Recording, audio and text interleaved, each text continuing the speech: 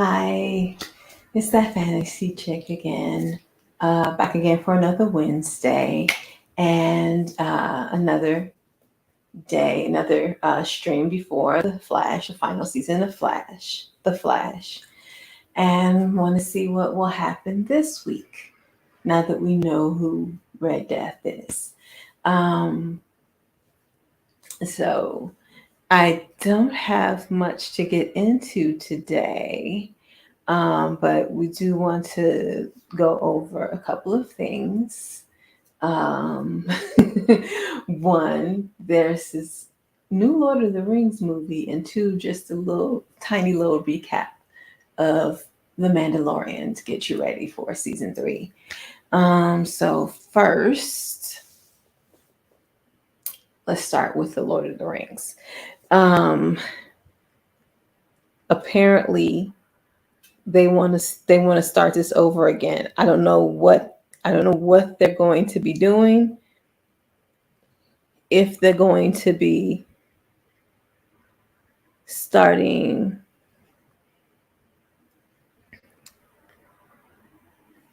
a brand new, if they're going to do like what do you call it, like the TV show and find a new story, or if they're going to retell the old story. But let's see what this article says. New Lord of the Rings movies in the works at Warner's. The studios have struck a multi-year pact with Swedish gaming giant Embracer Group, which holds the film rights to the property. Warner Brothers and New Line are going back to Middle Earth, with the studio making a deal that would allow it to develop more Lord of the Rings movies. The multi-year pact with rights holders Embracer Group AB allows Warner's to develop features based on J.R.R. Tolkien's Lord of the Rings books and The Hobbit. Embracer Group, the Swedish gaming company, acquired the rights to produce Lord of the Rings films, games, merchandise, theme park attractions, and live productions when it purchased rights holder Middle Earth Enterprises last year from the Saul Zaentz company. The move, announced during Warner Brothers Discovery's investor call Thursday, comes as CEO David Zaslav seeks to assure Wall Street that Warner's is very much in the franchise game. Here, harking back to the 2000s glory days when the studio was minting money with Lord of the Rings, Harry Potter, and Christopher Nolan's Dark Knight trilogy. In November, Zaslav said he would like to make a deal with author J.K. Rowling for more Harry Potter and initially floated the notion of a Lord of the Rings return. Peter Jackson directed the Lord of the Rings trilogy, released from 2001 to 2003. The series earned a combined $2.9 billion at the box office, with 2003's Return of the King winning the Oscar for Best Picture. Jackson returned to direct the Hobbit trilogy 2004 to 2014. New Line already had the animated feature The War of the Rohirrim on the calendar for 2024. In a statement, Jackson and his Lord of the Rings partners, Fran Walsh and Philippa Boyens, noted they were aware of the latest development. Said the trio, Warner Brothers and Embracer have kept us in the loop every step of the way. We look forward to speaking with them further to hear their vision for the franchise moving forward. Jackson previously noted that Amazon asked him to be involved on its Lord of the Rings TV show, but then did not follow up.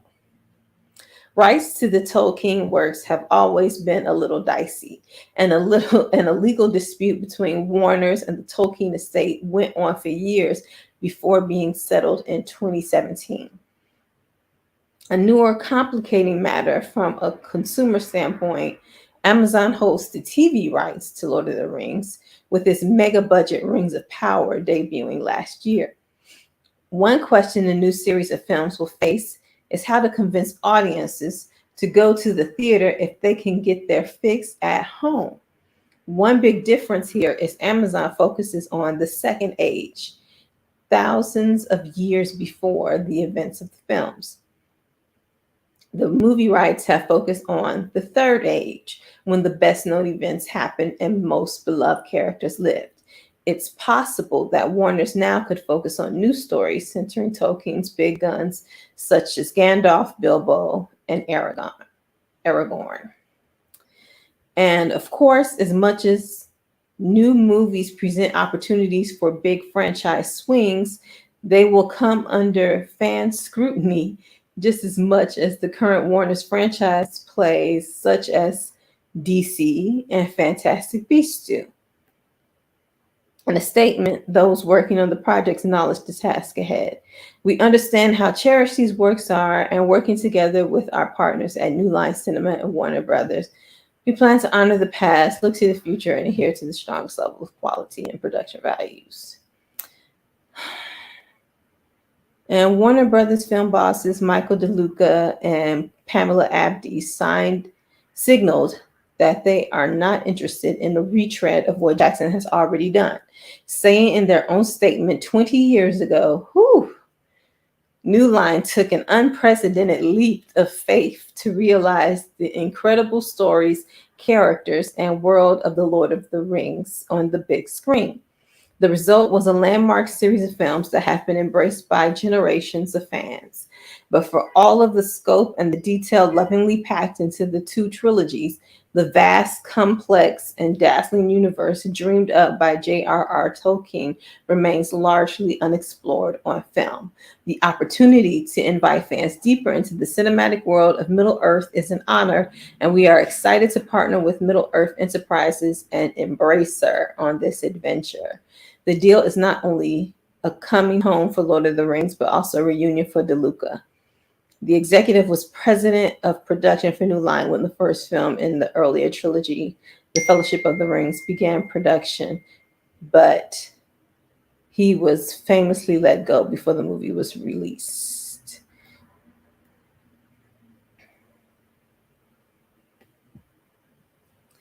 Okay.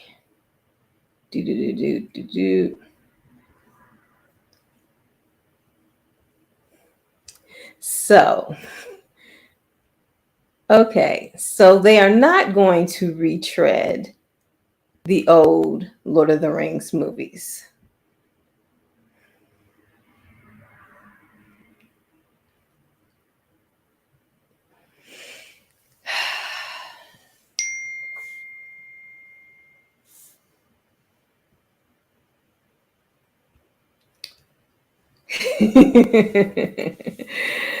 uh, and I don't even have words for that. But when I saw the headline that they were making new Lord of the Rings movies, I'm like, they already have TV shows. What can they possibly do with these movies? But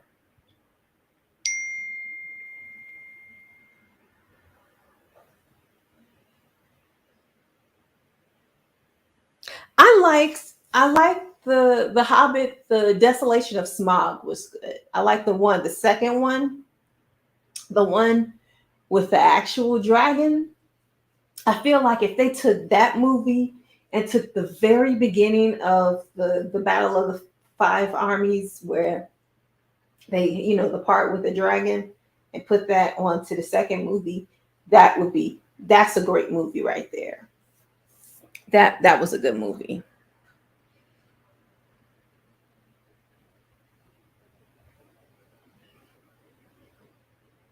Yeah. The one I just mentioned, the Desolation of Smog, that was good. The one with the dragon.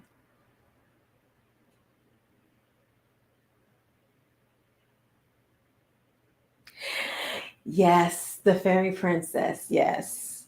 I I plan on adapting that someday. Someday it will be adapted. Desolation of Smog. Yep, that's the one. Yes, that's good. Because it's only because it ends without, you know, without a resolution. So it needs the very beginning of the Hobbit of the Battle of the Five Armies. The resolution is at the beginning of the Battle of the Five Armies. So if they can cut that part off that movie and slap it on the end of the Desolation of Smog, oh, that movie would be complete. And that's the only one I would have to watch. Is the Desolation of Smog. That one was good. That one was good. So yeah. But but yeah. Um so they plan on going back to Lord of the Rings, picking out the same characters we've seen before and telling different stories about them. Probably different stories with Bilbo, Frodo. And but this also brings up the the question, will they use the same actors? Are they going to be recasting?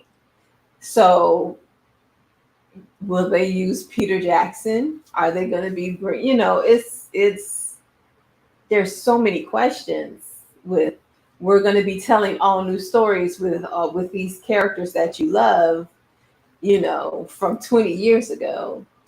These actors are still around. Are you going to be using these same actors? So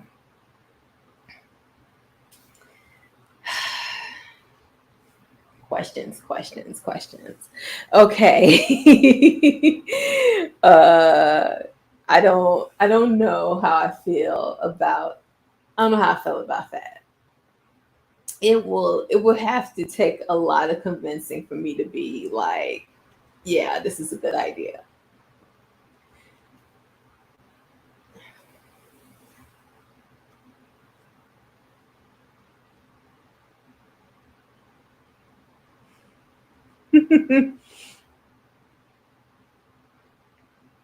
Yeah, it's such a beloved classic that they know people feel a certain way about these movies, and to try to go back with these characters and try to revisit, it feels like you're going to be, even though you're not redoing the movie, still going back and doing something with these characters, you're still messing with these movies, and people are going to feel a certain way about that.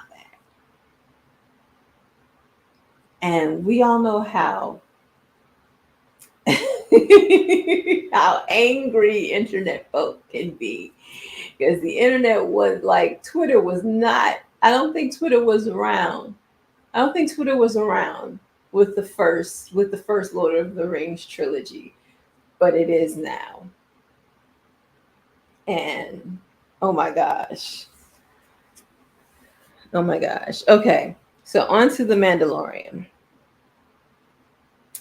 And just a little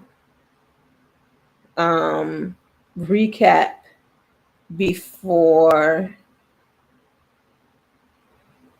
uh, oh my goodness. Just a little recap before season 3 happens. What happens to season 2? Okay.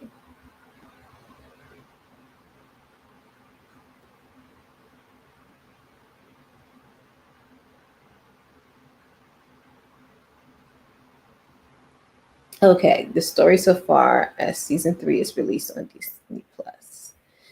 Okay, so Pedro Pascal is back, the man of the hour. I don't think The Last of Us is going to be finished before Mandalorian comes back. Oh, it'll be finishing up. But Pedro Pascal is back as our titular Mando in the hit Star Wars series, while his journey across the Outer Rim continues with Grogu, the child, Baby Yoda, or whatever you want to call him. Jon Favreau returns as showrunner and once again will be joined by the likes of Bryce Dallas Howard, Rick Famu, why can't I say this name?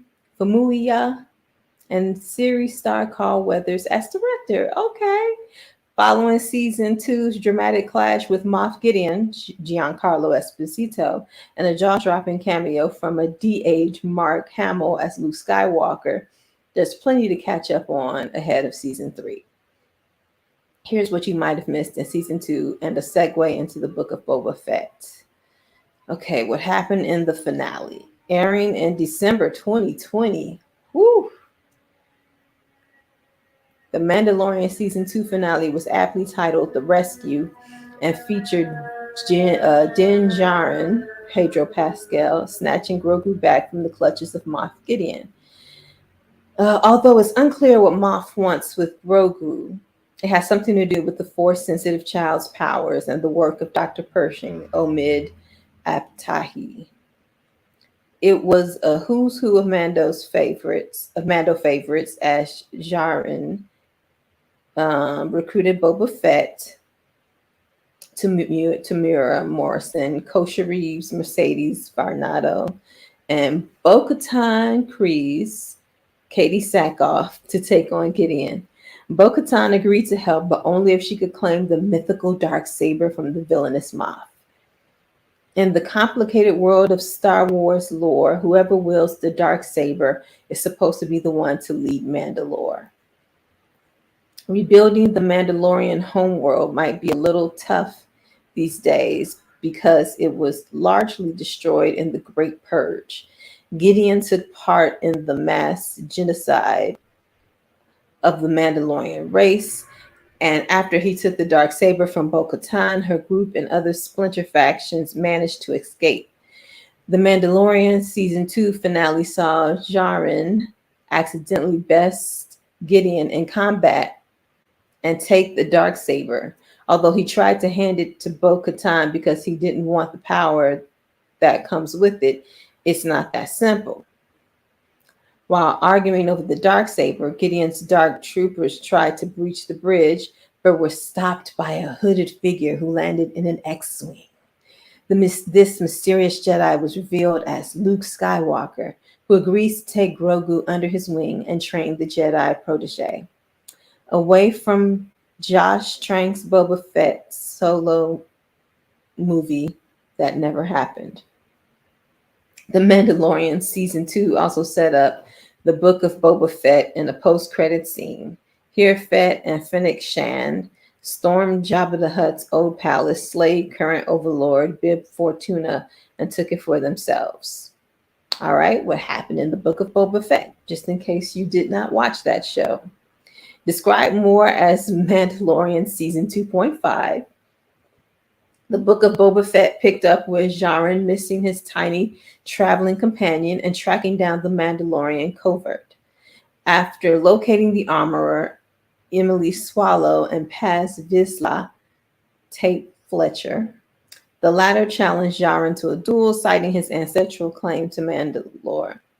Despite Mando winning, he revealed to the armorer how he willingly taken his helmet off.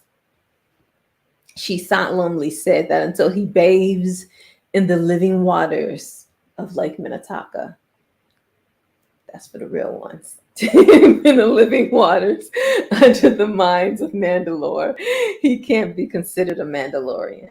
The armorer also reforged a piece of his Beskar spear to create Beskar chainmail for Grogu. Fennec Shand also asked for Djarin's help defending Mos Espa from the Pike Syndicate, and while he agreed to do it for free, it was only if they could pay a visit to a little friend first. Djarin found Grogu under the care of Luke Skywalker, but when Ahsoka Tano, Rosario Dawson, warned that meeting the child would disrupt his Jedi training, an emotional Mando handed over his gift and promptly left. Still, Ahsoka said that Grogu misses him greatly. Grogu was left with a Sophie's choice of taking Master Yoda's old lightsaber and following the way of the Force, or the Beskar chainmail to return to his life with our Mando. During a final stance against the Pikes, Grogu rejoined Djarin and used his newfound Force abilities to subdue an angry Rancor. With the Mandalorian happy to have his ward back, by his side. The pair hopped into the N1 starfighter and jumped into Lightspeed for season 3. So,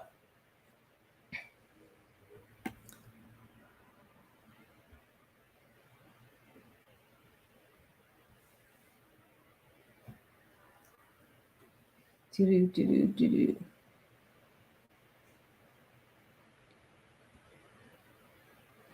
new episode of what are we talking about?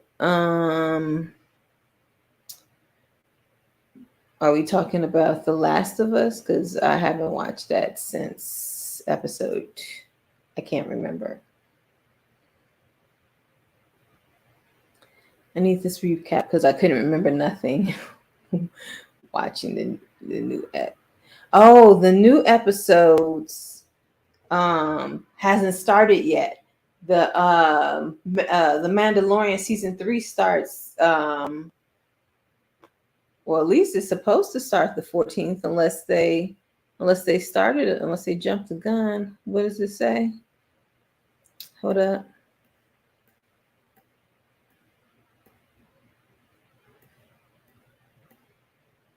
Oh, it started today. I mixed it up with something else. Okay, so the new episode starts today. Okay, well then I'll watch that today. Well, I'll watch that. I'll watch that before next Monday.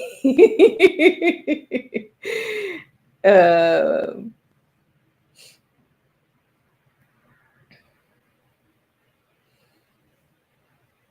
yes, it's been a long time. That's why we all needed that recap. Yeah, I watched Boba Fett. It was boring. The best part of Boba Fett was when the Mandalorian showed up. So it was like this is Boba Fett's show, but Mandalorian basically took it. He stole the show. He stole Mandalorian and Grogu stole the show. That's why they called it Mandalorian 2.5 because all the best parts included them, basically. Basically. Okay. Yeah, so I will watch that before next. I'll watch that sometime this week. Maybe today, maybe tomorrow, maybe Friday. But yes. So but yeah, the book of Boba Fett. So I knew a lot of people had skipped the book of Boba Fett, and some really important things had happened, plot wise for the Mandalorian. If you just watched the end of the Mandalorian and started watching the Mandalorian season 3, you would have been like, what's going on? Because like a whole chunk of action that moved the Mandalorian forward happened in the book of Boba Fett. Disney, they do all this stuff to get you to watch every single show.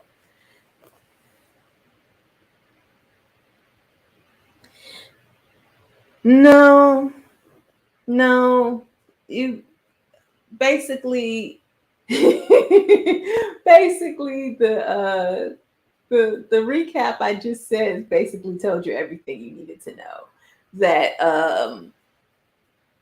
that the Mandalorian showed up, to help them out with this fight that they had going on, because basically the Boba Fett was trying to take over a territory, so he was having trouble holding his territory down. And Mandalorian came in and they asked him to help him, and he wanted to go see Grogu first. And Grogu was being helped with by Luke Skywalker. Now, if you thought it was crazy seeing Luke Skywalker at the end of episode 2, imagine a long extended scene of Luke Skywalker de-aged, talking and interacting with Grogu. the longer you see him, the weirder it is. It's very weird. So and then Luke basically, um, Grogu had basically took his spear, had this little tiny little chainmail shirt made up for Grogu to protect him, and he gave it to Ahsoka. Ahsoka gave it to Luke, and Luke told Grogu basically was like, either you choose this lightsaber and stay here with me and become my apprentice, or you choose this chainmail and go back to Mando. And the next time you see Grogu, he has on the chainmail. He has on the chainmail shirt, and he's chosen to come back to Mandalorian. So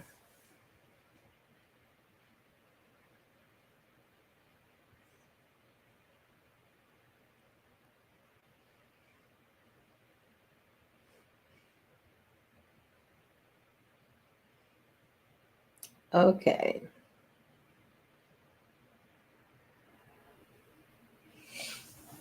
all right.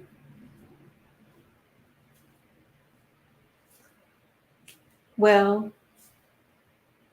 like I said, all the best parts have the Mandalorian in it. So look out for that.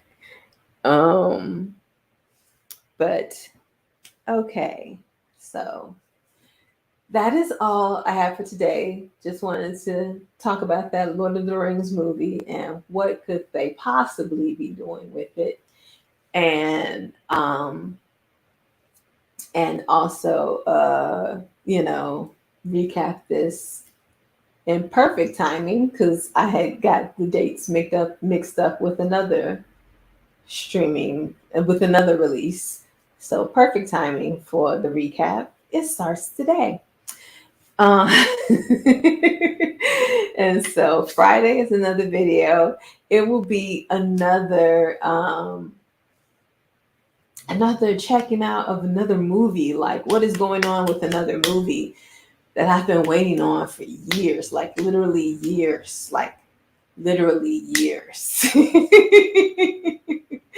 So that's what Friday's video will be about. Um, so I will see you again next Monday. Um, Thank you for watching.